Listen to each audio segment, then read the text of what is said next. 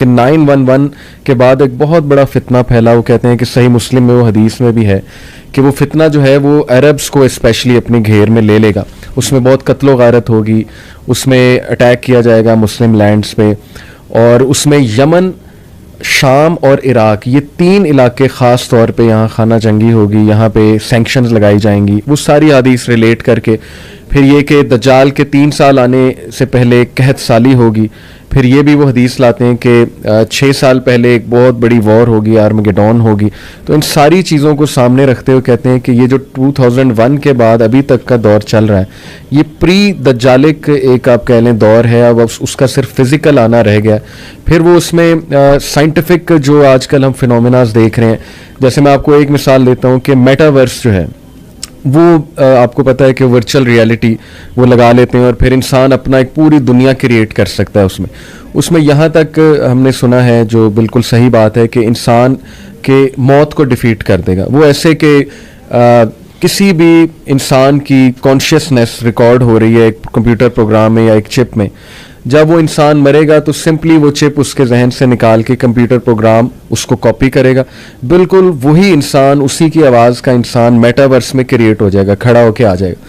تو in short وہ مرا نہیں ہے, بس اس کی باڈی ڈسنٹیگریٹ کی ہے, لیکن وہ پورا کا پورا انسان, اس کے ماں باپ یا جو بھی وہ ہیں مرے ہیں, وہ میٹاورس میں ان کے ساتھ بات چیت کر رہا ہے. تو یہ ساری چیزیں دیکھتے ہوئے نا لوگ کہتے ہیں کہ یار یہی فتنہ دجال کے نشانیاں ہیں جو حدیث میں بتائی گئی ہیں کہ وہ مردوں کو زندہ کرے گا. پھر یہ کہ وہ ایسے ایسے میریکلز دکھائے گا جیسے لوگ حیران ہو جائیں گے. اس کے ہاتھ میں رزق ہوگا, جدھر جائے گا قحط سالی لے آئے گا, جدھر جائے گا وہ جو ہے رزق دے دے گا لوگوں کو, اس کے ہاتھ میں جنت ہوگا, دوزخ. تو لوگ اس کو نا ماڈرن چیزوں سے ریلیٹ کرتے ہیں بہت زیادہ. تو کیا یہ اپروچ ٹھیک ہے؟ اس کی کتنی حد تک اجازت ہے؟ اور ہمیں کیا غور و فکر واقعی کرنا چاہیے ان حالات کو سامنے رکھتے, تاکہ ہم خود بھی وارن ہوں, اپنی جنریشن کو بھی وارن کر سکیں کہ دیکھو فتنہ تو تمہارے سامنے ہے, موومنٹس, ازمز اور اسکزمز کتنے چل رہے ہیں, اور ہماری بچیاں غلط سائٹ پہ جا رہی ہیں, LGBTQ آج آپ دیکھ لیں. یہ ساری چیزیں ریلیٹ کرنا ٹھیک ہے؟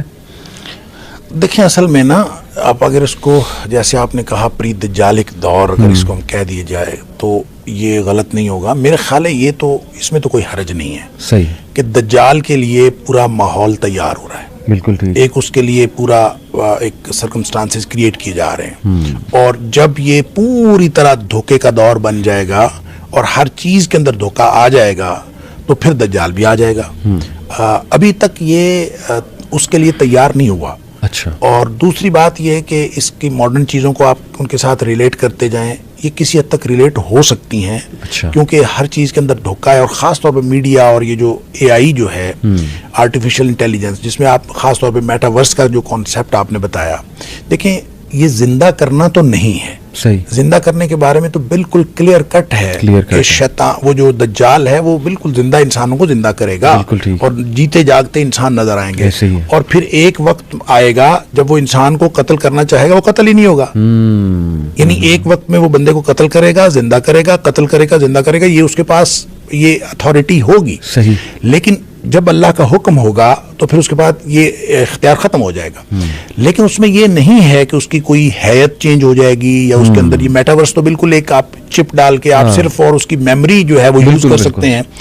اس میں آپ کو جو روبوٹ ٹائپ کو چیز ساتھ لگانی پڑے گی, اس کو جو جسم دینا ہے آپ نے وہ تو کوئی اور دینا ہے, اور وہ کوئی آرٹیفیشل کوئی چیز دینی ہے, ایسا نہیں ہے. لہٰذا آپ یہ کہہ سکتے ہیں کہ اس کی چپ سے چیزیں نکال کر دھوکے کے لیے, دجالیت کے استعمال کرنا یہ بالکل ٹھیک ہے, یہ ہو سکتا ہے.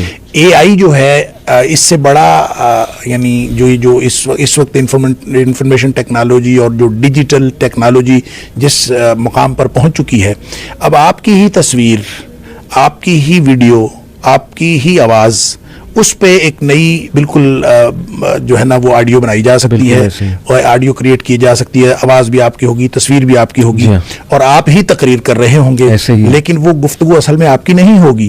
تو یہ کی جا سکتی ہے. اب اس سے بڑا دھوکہ اور کیا ہو سکتا ہے؟ میری بھی تقریر ہو, آپ کی بھی تقریر ہو, لیکن اس سے جو چیز ثابت کی جا رہی ہے وہ ہمارے ہی نظریے کے خلاف ہو, ہماری ہی باتوں کے خلاف ہو. یہ بالکل ہو سکتا ہے. اس سے بڑا دھوکہ اور کیا ہوگا؟ اس طرح سے چیزیں جو ہیں آہستہ آہستہ میرا خیال ہے کہ یوں لگتا ہے کہ اہل ایمان کے ہاتھوں سے نکلتی چلی جا رہی ہیں. تو اس سارے اس کو دجالیت کا دور کہنا اس میں تو کوئی حرج نہیں ہے. بالکل ٹھیک. لیکن یہ کہنا کہ بس یہ دجال کے لیے بس دجال آیا ہی چاہتا ہے, یہ میرے خیال میں درست نہیں ہے.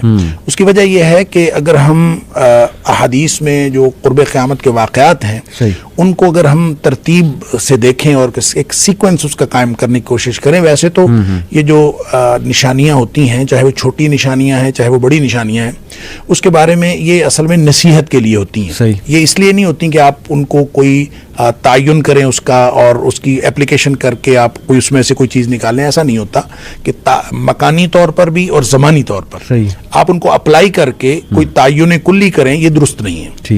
ہاں اس سے نصیحت حاصل کریں, اور قرآن میں بھی اللہ کریم نے فرمایا کہ جتنی بھی نشانیاں ہیں اصل میں نصیحت حاصل کرنے کی, اور وہ یہ کہ قیامت کے آنے سے پہلے آپ ان نشانیوں سے ان کی وجہ سے نصیحت حاصل کر لیں. اب دیکھیں جب بڑی نشانیاں آنی ہیں, دجال سے پہلے امام مہدی نے آنا ہے, اور یہ کبھی بھی نہیں ہو سکتا کہ امام مہدی پہلے دجال پہلے آ جائے اور امام مہدی بعد میں آئے, ایسا نہیں ہو سکتا. لہذا امام مہدی کے ظہور میں جتنی چیزیں انٹرنیشنل سیناریو کے بارے میں یا عربوں کے حوالے سے یا مسلمانوں کے اوورال حوالے سے جو بتائی گئی ہیں, اس کے حوالے سے ماحول تیار ہوتا ہوا نظر آتا ہے. کیونکہ سب سے بڑی نشانی یہ ہے کہ امت مسلمہ کے پاس قیادت کا فقدان ہوگا, کوئی ان کا لیڈر نہیں ہوگا, امت مسلمہ کو لیڈ کرنے والا کوئی نہیں ہوگا. اب دیکھیں, ہم دیکھتے ہیں کہ امت مسلمہ کے پاس کوئی لیڈر نہیں ہے. پھر یہ دیکھیں کہ اس میں یہ بھی آتا ہے کہ حج کے موقع پر دنیا کے علماء, حج کے موقع پر دنیا کے جو مسلمان علماء ہیں وہ اس کو ڈھونڈیں گے. صحیح. تو میں جب پہلی دفعہ حج پہ گیا تو میں نے وہاں دیکھا کہ حج کے موقع پر پوری دنیا کے علماء کو بلا کے ایک حج کانفرنس ہوتی ہے. اچھا. تو مجھے جب پتا چلا نا کہ یہ حج کانفرنس ہوتی ہے اور اس میں پوری دنیا کے علماء کو بلایا جاتا ہے, تو میں یقین کرے میں نے سمجھا کہ یہ وہی نشانی ہے جو نبی کریم صلی اللہ علیہ وسلم نے بتائی. ان لوگوں نے ہی امام مہدی کو پہلے ڈھونڈنا ہے, اور اسی طرح کی ایک مشاورت ہو رہی ہوگی. ظاہر ہے وہ ہر سال اس کے ڈیفرنٹ ٹاپکس ہوتے ہیں, اس کے اوپر گفتگو ہوتی ہے, اور یہ حج کے موقع پر ہی ہوتی ہے. پوری دنیا کے علماء بھی ہوتے ہیں. تو جب قیادت کا فقدان ہوگا اور پھر اس میں عربوں کی آپس کی جنگ اور اس طرح کی نشانیاں جو آپ بتا رہے ہیں, بہت ساری چیزیں ریلیٹ ہو سکتی ہیں, اور لیکن ہم کوئی وقت کا تعین نہیں کر سکتے کتنی دہائیاں باقی ہیں یا کتنی صدیاں باقی ہیں یا کتنے سال یا کتنے دن باقی ہیں, ہمیں کچھ نہیں پتا. یہ اللہ کو معلوم ہے. البتہ حالات یہ بن رہے ہیں. پہلے امام مہدی آئیں گے, باقاعدہ جنگ ہوگی. امام مہدی کے آنے کے بعد جو مسلمانوں کے حالات ہیں, مسلمان نبی کریم صلی اللہ علیہ وسلم 3 حصوں میں ہو جائیں گے. 3 حصوں میں سے ایک حصہ تو وہ ہوگا, یعنی 1/3 جنہوں نے امام مہدی کو ماننا ہی نہیں ہے. جی. اور اس کی وجہ تو ظاہر ہے یہ ہے کہ وہ انہوں نے نہیں ماننا کیونکہ انہوں نے جہاد پر بیعت لینی ہے. اب جو احادیث سے یہ بھی پتہ چلتا ہے کہ امام مہدی بیعت ہونے سے پہلے, یعنی جب ان کی بیعت کی جائے گی اس سے پہلے وہ عام آدمی ہوں گے, وہ کوئی بہت ایکسٹراڈنری پرسنالٹی نہیں ہوں گے. جس وقت بیعت کر لی جائے گی تو وہ کہیں گے میں جہاد پر بیعت لوں گا پھر, اور مسلمان جہاد پر بیعت کر لیں گے.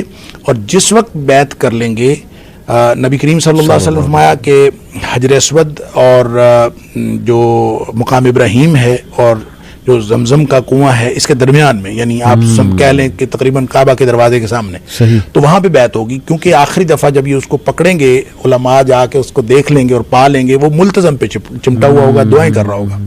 تو اس وہ جب بیعت کر لے گا تو حدیث کے الفاظ ہیں فَيُصْلِحُ اللَّهُ فی لیلۃ, اللہ کریم ایک ہی رات میں اس کے اندر صلاحیتیں پیدا کر دیں.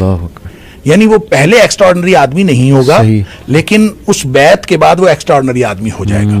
پھر اس کے بعد مسلمانوں کی جنگیں ہیں, پھر اس جنگوں کے اندر ظاہر ہے مسلمان کام آئیں گے. آپ نے فرمایا کہ جو لوگ امام مہدی کو نہیں مانیں گے, ظاہر ہے ہم لوگ اپنے نرم بستروں پہ سونے والے اور اپنی عیاشی کی زندگی گزارنے والے, ہم سے کوئی جہاد پہ بیعت لے تو 1000 دفعہ خیال آتا ہے کہ یہ جھوٹا ہی ہوگا, اللہ تعالیٰ معاف فرمائے. تو اسی طرح کی کیفیت ہوگی. پھر جب وہ لوگ 2/3 جو ہیں جو اس کی بیعت کر لیں گے, ان میں سے 1/3 یعنی ہاف, ٹوٹل میں سے 1/3 وہ شہید ہو جائیں گے. نبی پاک صلی اللہ علیہ وسلم فرمایا کہ ان سے بہتر روئے زمین کا کوئی اور شہید نہیں ہوگا. پھر جو ان میں سے بچ جائیں گے وہ اہل ایمان ایسے ہوں گے کہ ان کے ایمان کو کوئی اور چیز پھر ڈگمگا نہیں سکے گی، تو ان پر پھر دجال آئے گا، پھر دجال کے ساتھ اس کی لڑائی، اور پھر حضرت عیسیٰ علیہ السلام کا